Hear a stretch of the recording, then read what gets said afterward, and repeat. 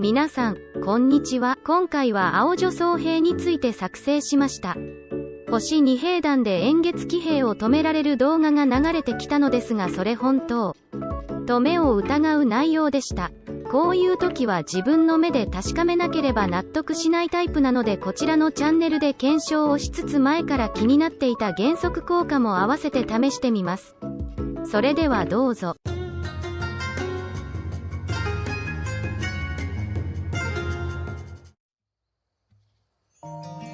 それではいきなりですが、覚醒青女で円月騎兵を狩れるのか試してみましょう。とその前にそれぞれの兵団を紹介。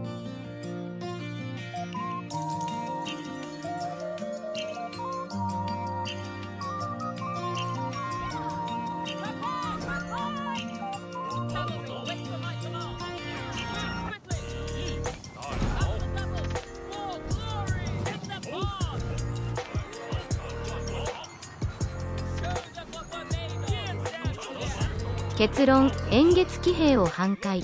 やっぱり全滅は無理。ただ、この動画作成中に円月島騎兵の防御ナーフが来ました。ナーフ後のテストは後半で、このまま終わっても面白くないので、そこで気になる2つのポイントを掘り下げてみます。いきなりですが、質問です。どちらが馬止めだと思いますか？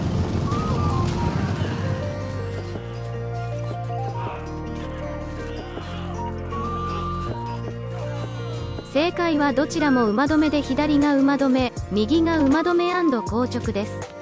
誤解している人が多いのでクイズにしましたが、実際に馬を長時間止め続けているのは馬止めではなく、馬止め硬直です。馬止めについてもっと知りたい方は上の過去動画をチェックしてください。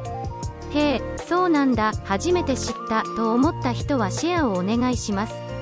動画を見る習慣がない人や馬止めを分かっていないにもかかわらず、新兵団を変に評価する人がいます。基礎知識の底上げにご協力お願いします。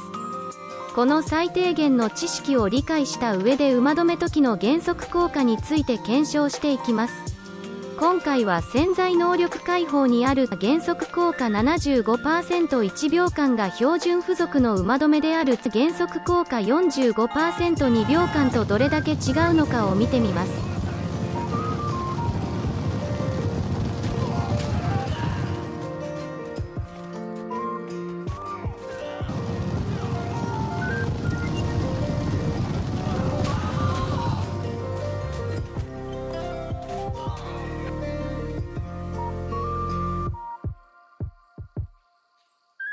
減速効果の違い分かりました。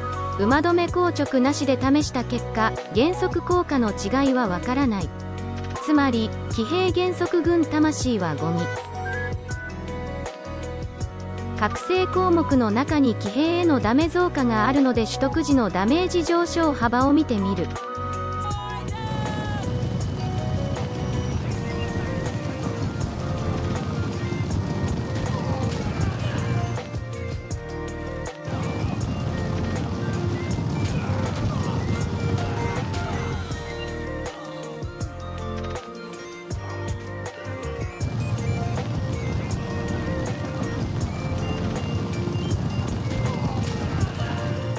スピード加速時騎兵へのダメージが大きく増加している。ただ、通常速度時の馬止めダメが低い。そのため、流血軍魂は必須と思われる。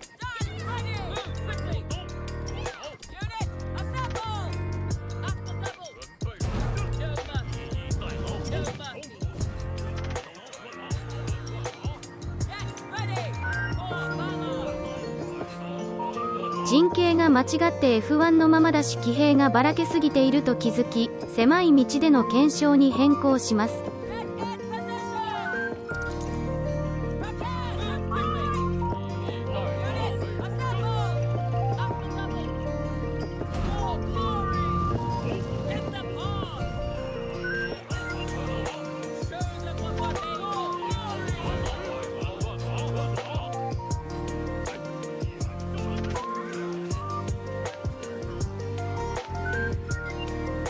結構な数を処理することが可能。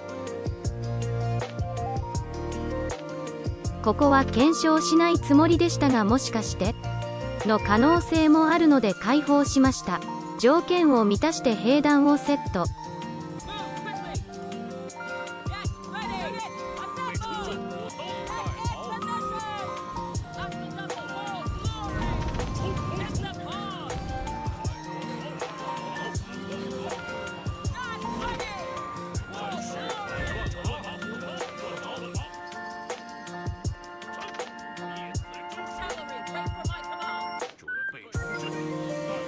23人と兵団数が少なくても結構な数を処理できるが、アイテム集めのことを考えると最後まで取る必要はなさそう。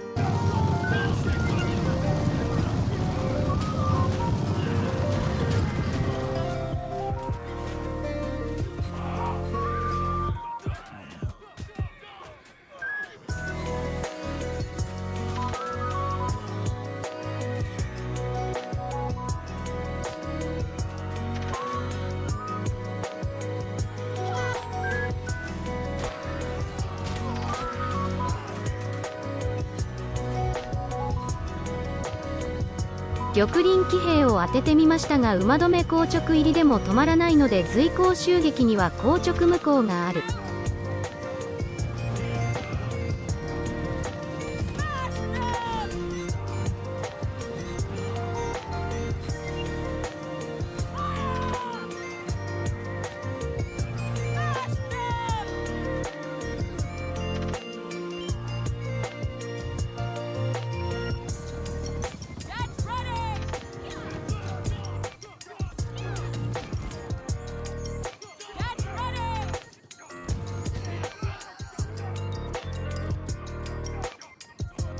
今回青女装兵の検証をして使い勝手を試してみましたが、結論、円月島騎兵はほぼ壊滅可能。狭い場所では円月騎兵を抑えられるが、広い場所ではよくて半壊。